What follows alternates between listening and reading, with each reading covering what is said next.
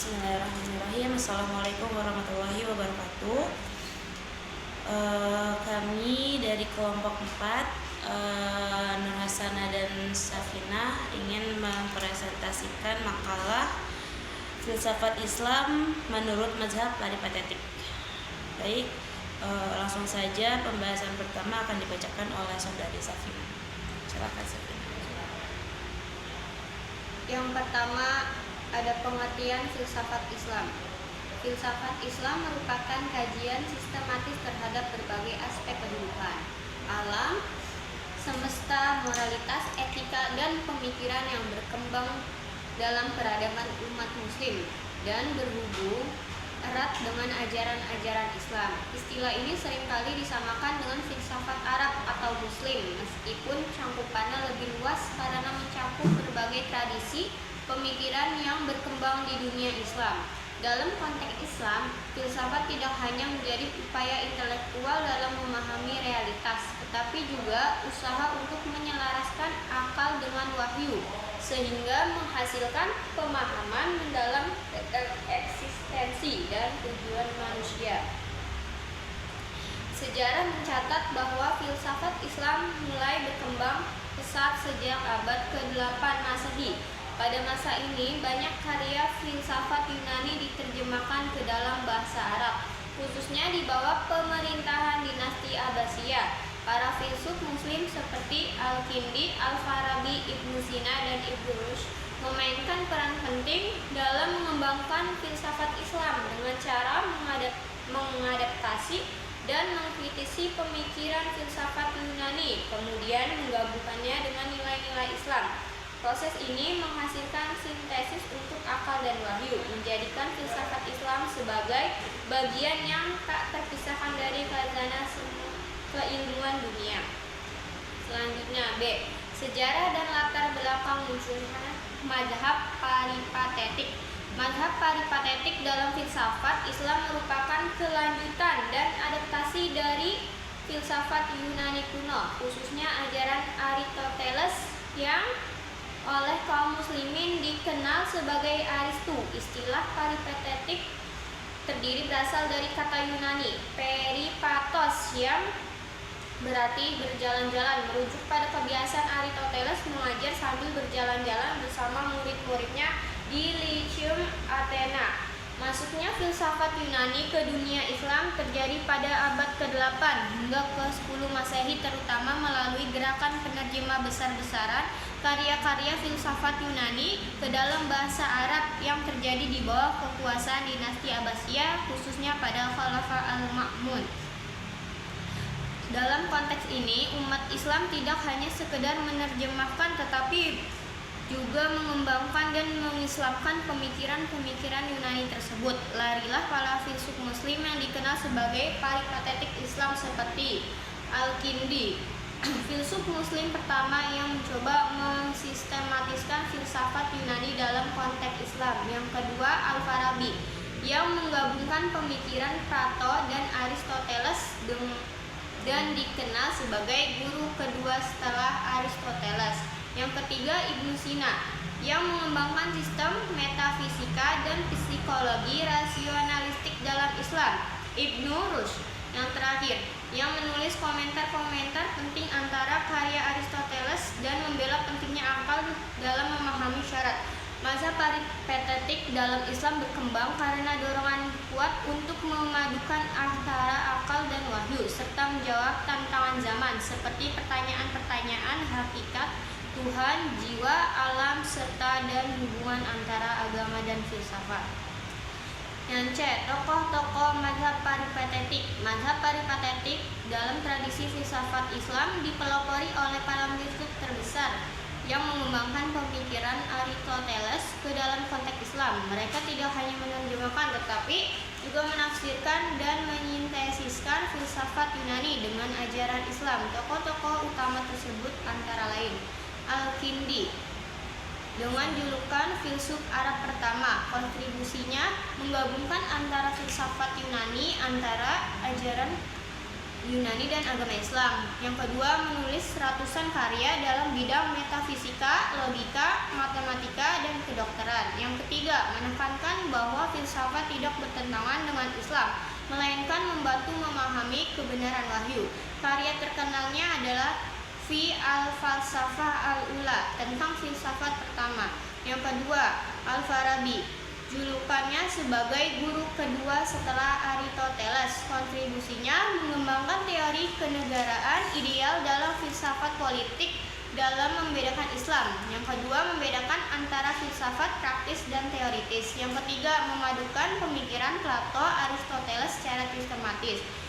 Karya terkenalnya adalah Ara al-Madinah al-Fadilah, yaitu pandangan-pandangan warga negara utama.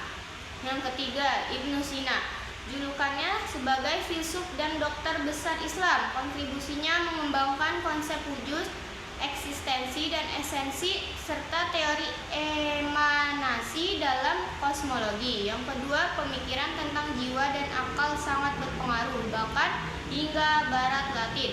Yang ketiga, menyelaraskan akal dan wahyu dalam memahami Tuhan alam. Karya terkenalnya adalah Al-Syifa, kitab penyembuhan, An-Najat, kitab keselamatan.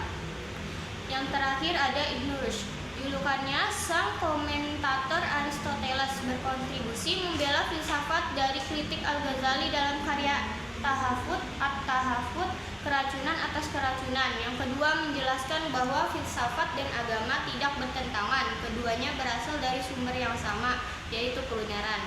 Yang ketiga, menekankan pentingnya akal dan metode rasional.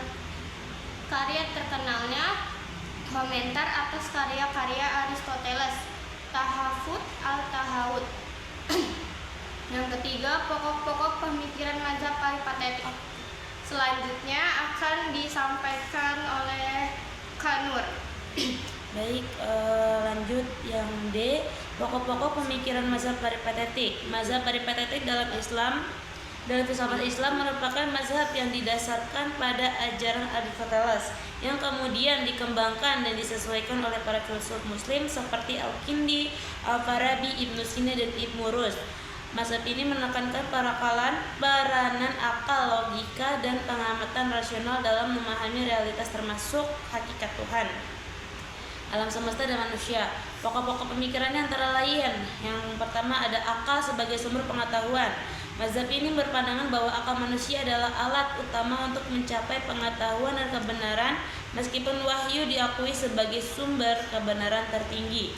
Akal diperlukan untuk memahaminya secara mendalam. Akal dipandang sebagai anugerah Tuhan yang memungkinkan manusia mengenal hakikat segala sesuatu.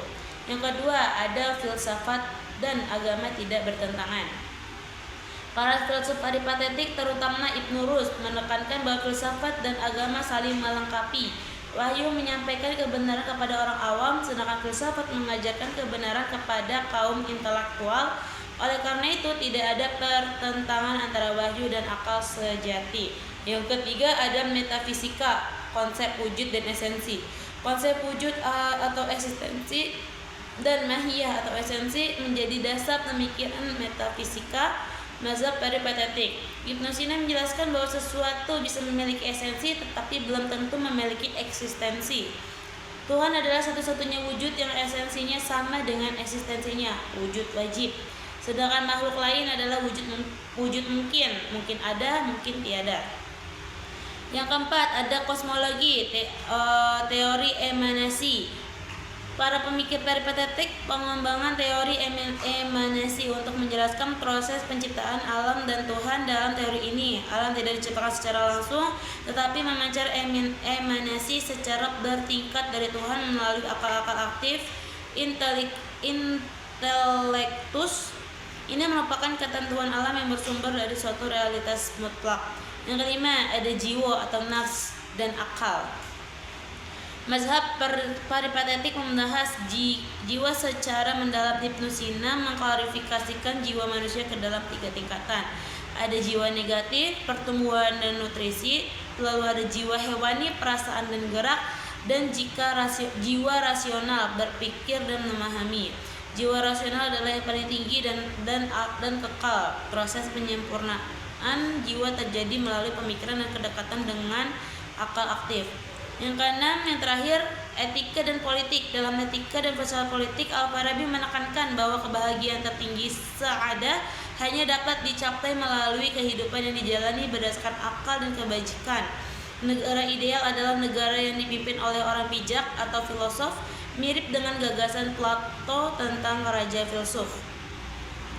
Mazhab peripatetik menempatkan akal, logika, dan rasionalitas sebagai landasan utama dan menjawab persoalan filsafat Islam tanpa mengabaikan nilai-nilai wahyu. Mazhab ini menciptakan jembatan antara ilmu pengetahuan agama dan filsafat yang masih relevan untuk kajian keislaman kontemporer. Lalu yang pengaruh mazhab peripatetik dalam perkembangan filsafat Islam. Mazhab peripatetik atau Masaiyah memainkan peran penting dalam membentuk struktur dan arah filsafat Islam klasik. Ajaran-ajaran yang dikembangkan oleh tokoh-tokoh seperti Al-Kindi, Al-Farabi, Ibnu Sina, dan Ibnu Rus tidak hanya memperkenalkan metode berpikir rasional dalam Islam, tetapi juga membangun fondasi intelektual bagi berbagai cabang ilmu, mulai dari metafisika, etika, kosmologi, hingga ilmu kedokteran dan logika. Berikut ini adalah beberapa pengaruh utama mazhab peripatetik terhadap perkembangan filsafat Islam. Yang pertama, ada penguatan tradisi rasional dalam Islam, ada penjelasan antara filsafat dan wahyu, ada kontribusi terhadap ilmu pengetahuan, dan ada pengaruh terhadap sufisme filosofis. Lalu ada mempengaruhi pemikiran barat, mendorong pembentukan sekolah-sekolah filsafat Islam. Berkat pengaruh peripatetik muncul berbagai pusat studi filsafat di dunia Islam seperti di Baghdad, Damaskus, Kairo, dan Andalusia. Di tempat-tempat ini filsafat dipelajari secara sistematis dan menghasilkan banyak karya orisinal yang memperkarya peradaban Islam. Mazhab peripatetik memberikan pengaruh yang luas dan mendalam terhadap perkembangan filsafat Islam.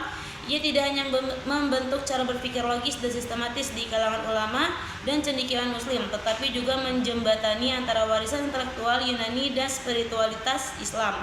Warisan peripatetik tetap hidup hingga kini dalam bentuk tradisi intelektual Islam yang terbuka, rasional, dan mendalam. Lanjut di bab 3, yaitu penutup. Kesimpulan dari makalah ini adalah mazhab peripatetik merupakan salah satu aliran filsafat Islam yang paling berpengaruh dalam sejarah intelektual dunia Islam. Berakar dari ajaran Aristoteles, mazhab ini dikembangkan oleh para filsuf muslim seperti Al-Kindi, Al-Farabi, Ibnu Sina, dan Ibnu Rus yang berhasil menyelaraskan antara akal dan wahyu serta antara filsafat dan agama. Pokok-pokok ajaran mazhab peripatetik mencakup pandangan tentang pentingnya akal dalam mencari kebenaran, konsep metafisika seperti wujud dan esensi, teori emanasi tentang penciptaan alam, serta analisis rasional terhadap jiwa dan struktur realitas. Pemikiran-pemikiran ini tidak hanya berkontribusi terhadap perkembangan filsafat Islam, tetapi juga memberikan landasan bagi kemajuan ilmu, pengetahuan, logika, etika, hingga politik dalam dunia Islam. Pengaruh mazhab peripatetik terasa luas, baik di dunia Islam sendiri maupun di dunia Barat, terutama melalui karya-karya Ibnu Sina dan Ibnu Rus yang diterjemahkan ke dalam bahasa Latin. Mazhab ini membentuk tradisi berpikir ilmiah dan kritis di kalangan sarjana muslim serta menjembatani peradaban klasik dan modern. Dengan demikian, mazhab peripatetik menunjukkan bahwa Islam memiliki tradisi intelektual yang rasional, terbuka, dan universal yang mampu berdialog dengan ilmu dan peradaban apapun tanpa kehilangan akar spiritualnya. Oke, baik, cukup sekian presentasi makalah dari kami. Kurang lebihnya kami mohon maaf. Wassalamualaikum warahmatullahi wabarakatuh. Bye.